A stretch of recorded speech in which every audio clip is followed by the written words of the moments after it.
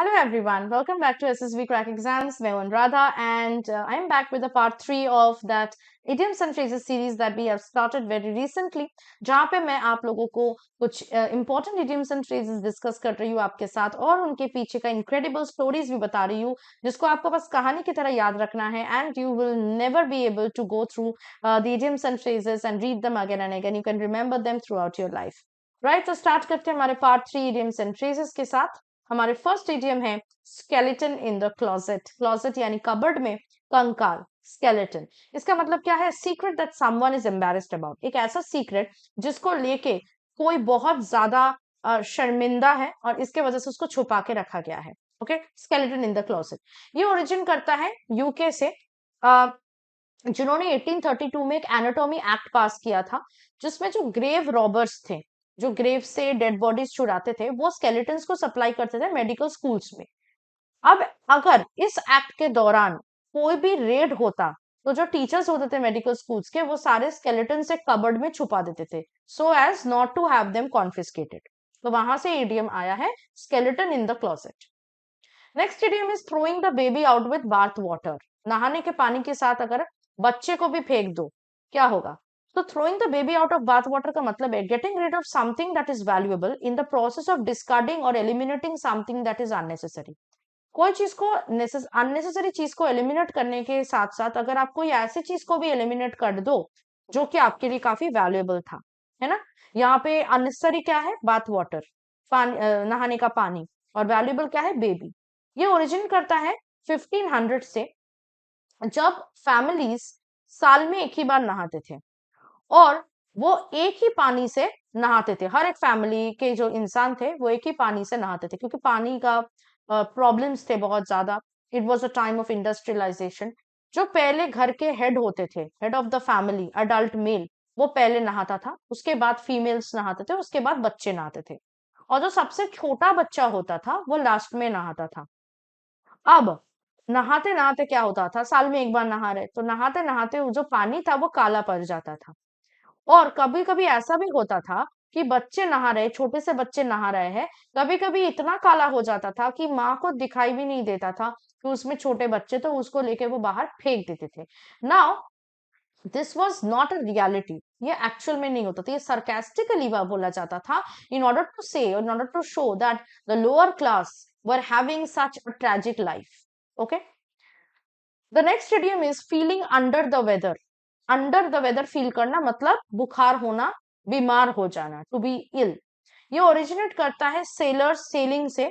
जब सेलर को अगर बीमार लगते थे सेलर्स, तो वो बो के बीनीथ जाता था, बो के नीचे जाता था, जो कि फ्रंट पार्ट ऑफ बोट में होता था. और उनको लगता था कि बो के नीचे जाने से जो बुरे कंडीशन से, एडवर्स कंडीशन से, जैसे स्टॉर्म एंड ऑल, उससे बचा जा सकता है. और ये भी कहते थे that he was literally under the bad weather that would further sicken him, है ना. Therefore a sailor who was sick could be described as being under the weather, क्योंकि डायरेक्ट स्टॉर्म्स वेदर जो है वो बोट या ship में आके लगता था. The next idiom is beat around the bush. Bush के आसपास बीट करना. इसका मतलब है एक पॉइंट के आसपास घूमना, टू अवॉइड इट, है ना, उस पॉइंट पे नहीं आना. ओरिजिन करता है ये फ्रेज गेम हंटिंग से, जो कि ब्रिटेन में होता था. जब पंछी शिकार किया जाता था तब पार्टिसिपेंट्स जो होते थे, हंटर्स जो होते थे, वो बुश के आसपास बीट करते थे ताकि जो पंछी बुश में छुपा है वो बाहर निकल सके. जैसे ही वो बाहर निकलते थे, they would use to shoot that those birds. ठीक है, तो हंट स्टार्ट होने से पहले वो पहले बुश के आसपास बीट करते थे, मारते थे, ताकि बर्ड्स बाहर निकले और फिर हंट स्टार्ट हो. तो वहां से beat around the bush idiom आया है. The next idiom is read the riot act. Riot act पढ़ना. इसका मतलब है किसी को बहुत बुरे तरीके से बिहेव करने के लिए स्कोल्ड करना ताकि वो अपना बिहेवियर को सुधर ले. ये ओरिजिनेट करता है रियल राइट एक्ट से. रियल राइट एक्ट हुआ था जो ब्रिटिश गवर्नमेंट 1714 में पास किया था to prevent unruly assemblies. Assemblies में अनकंट्रोल्ड बिहेवियर से बचने के लिए, प्रिवेंट करने के लिए राइट एक्ट पास किया गया था. 18th सेंचुरी में किंग जॉर्ज द फर्स्ट और उनके जो गवर्नमेंट थे, उनको डर था कि उनके जो स्टुअर्ट डायनेस्टी के जो सपोर्टर्स, मतलब उनके पहले जो स्टुअर्ट डायनेस्टी हुआ करता था, उनके सपोर्टर्स उनके गवर्नमेंट को ओवरथ्रो कर देगा. इसके लिए जब भी असेंबली में 12 से ज्यादा लोग हो जाते थे तो वो राइट एक्ट के एक पोर्शन को पढ़ते थे, जिसमें ये लिखा रहता था कि 12 से ज्यादा लोग अलाउड नहीं हो सकता, और अगर 12 से ज्यादा लोग हैं वो इधर चले जाए या फिर उनको इम्प्रिजन किया जाए। ठीक है। तो next idiom is spill the beans.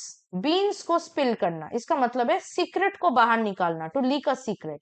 ये ओरिजिनेट करता है कि एंशियंट ग्रीक वोटिंग प्रोसेस से, जिसमें बीन्स से वोटिंग गिना जाता था।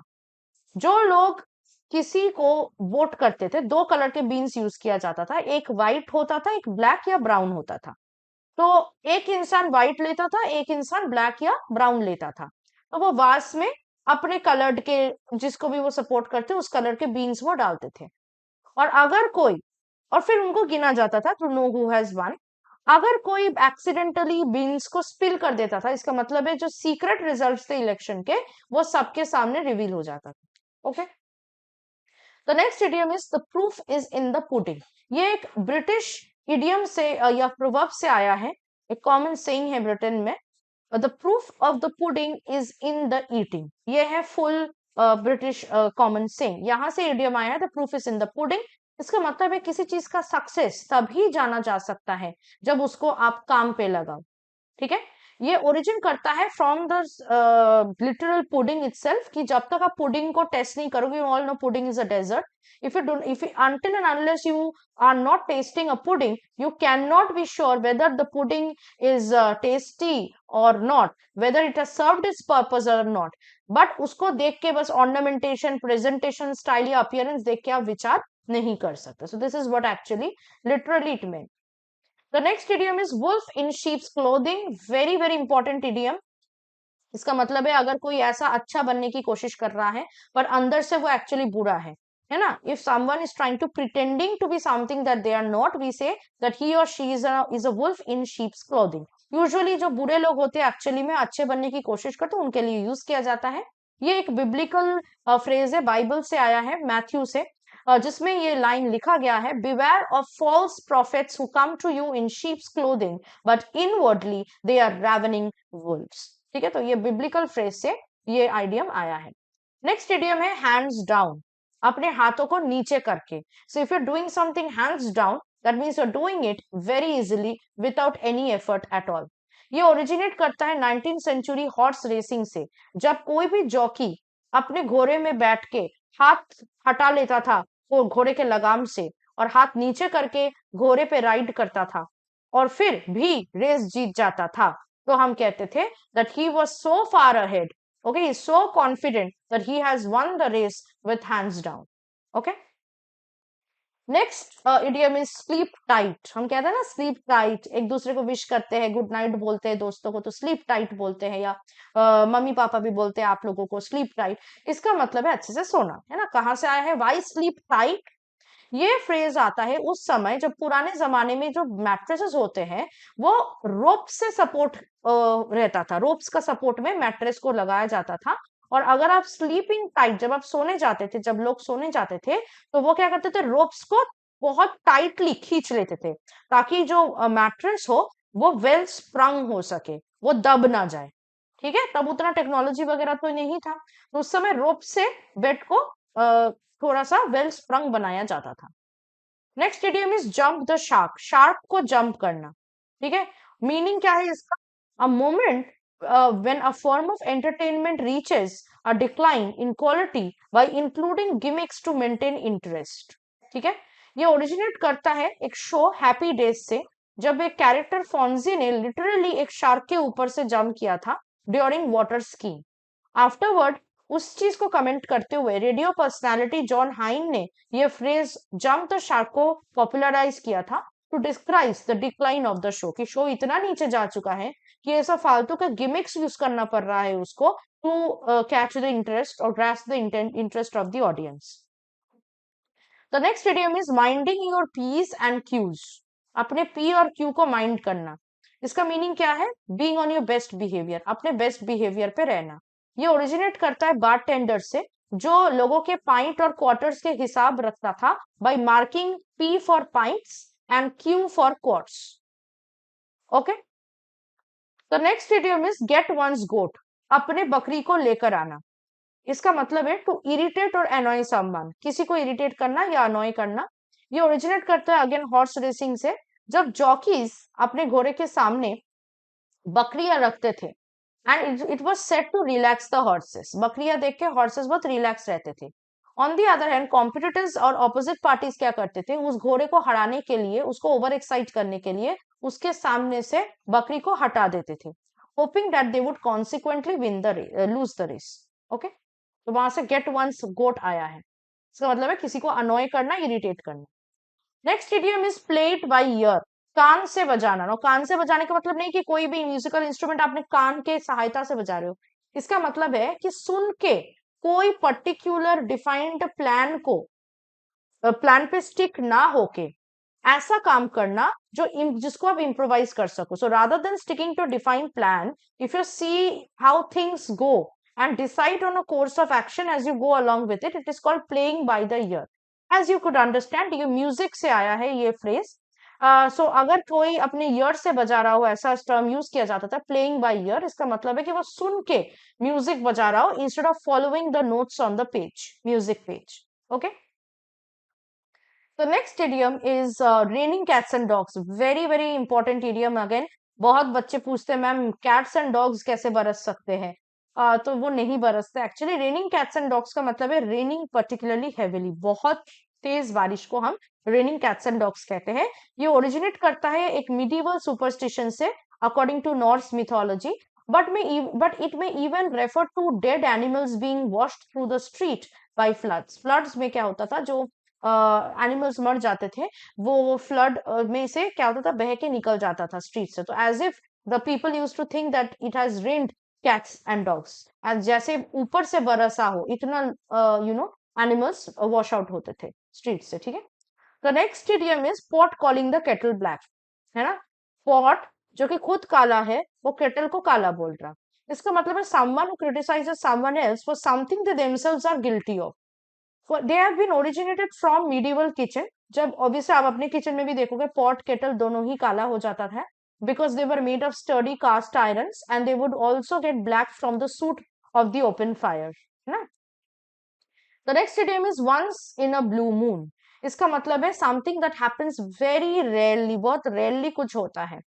It originates basically from when we see a full moon twice in 1 month. एक ही महीने में जब दो बार हम मून को देखते हैं तो उसको हम ब्लू मून कहते हैं। And it happens every 2 to 3 years, हर 2-3 साल में एक बार होता है ये, कि एक ही महीने में आपको दो फुल मून, मतलब दो पूर्णिमा जिसको हम कहते हैं, वो देखने को मिलता है। ठीक है, तो हम उसको ब्लू मून कहते हैं।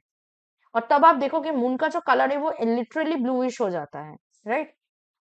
चलो नेक्स्ट इंडिया में driving me up the wall, मतलब वॉल के ऊपर से आप ड्राइव कर रहे हो। कब करते हो ये, बेसिकली ये लिटरली तो नहीं कर सकते। It is used when something or someone is causing extreme exasperation annoyance, आपको इतना इरिटेट कर रहे हैं कि आपको लग रहा है कि यार वॉल चढ़ के चला जाए। ठीक है, ये ओरिजिनेट करता है from someone trying desperately to escape somebody by climbing up the walls. The next idiom is call it a day. इसका मतलब है to stop doing something for the day, उस दिन में जो भी काम कर रहे थे वो स्टॉप करना, रोकना। For example any work that you are doing either temporarily or to give it up completely, either temporarily रोकना या कंप्लीटली उसको गिव अप करना।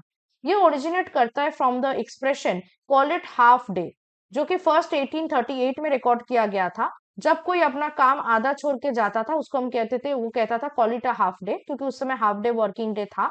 फिर उसके बाद 1919 में कॉलिटर डे आ गया, जिसका मतलब है पूरे दिन के लिए छुट्टी ले, सॉरी उस दिन का काम खत्म होने के बाद टेम्पोररीली बंद कर देना उस काम को, या कभी कभी परमानेंटली गिव अप कर देना। The next idiom is knight in a shining armour. ये तो आपने सुना ही होगा। ये बेसिकली मॉकरी टोन में यूज किया जाता है। It's basically a heroic idealised male who typically comes to the rescue of female, जो लड़कियों को रेस्क्यू करने के लिए, सेव करने के लिए, ठीक है, आता है उसके रेस्क्यू में। और वैसे हेरोइक आइडियलाइज्ड मेल को नाइट इन शाइनिंग आर्मर कहा जाता है मॉकिंगली। ये ओरिजिनेट करता है from the old England days when the knights have this this chivalry to protect the women by fighting with demons and monsters and evil forces and dragons and saving the damsel in distress. you would also see this in fairy tales, right? तो ये था हमारे कुछ आज के 20 idioms and phrases with their incredible stories behind them. So remember these stories and you will remember them. मुझे नीचे comment box में जरूर बताइएगा कौन से स्टोरीज आपको सबसे इंटरेस्टिंग लगा, and also let me know if you have any idioms and phrases and any interesting story that you liked yourself. Also आपके अपकमिंग डिफेंस कॉम्पिटेटिव एग्जाम जैसे एनडीए सीडीएस के लिए भी इडियम्स एंड फ्रेजेस काफी helpful होने जा रहा है, क्योंकि इडियम्स एंड फ्रेजेस से भी बहुत सारे क्वेश्चन से इंपॉर्टेंटली पूछा जाएगा। तो mind you idioms and phrases को अच्छे से आप पढ़ लीजिए ऐसे, ताकि आपको ज्यादा से ज्यादा याद रहे। ऑल्सो अगर आप बाकी कोई डिफेंस कॉम्पिटेटिव एग्जाम के लिए प्रिपेयर कर रहे हैं तो उसके लिए भी कोर्स हमारे ऐप में अवेलेबल है। So download our app today, get yourself enrolled into that course and use the code warrior10 to get 10% off on these courses. That is it from my side. I'll hope to see you very soon with part 4 of this particular important and interesting series. Till then, stay tuned with us and stay motivated and always in a happy mood. Jai Hind. अगर आप एक defence aspirant हैं और SSB interview, NDA, CDS, AFCAT जैसे exams के लिए prepare कर रहे हैं तो आप एसएसबी क्रैक एग्जाम्स के कोर्स को चेक करना ना भूलें। आप हमारी लर्निंग एप्लीकेशन को गूगल प्ले स्टोर से भी डाउनलोड कर सकते हैं।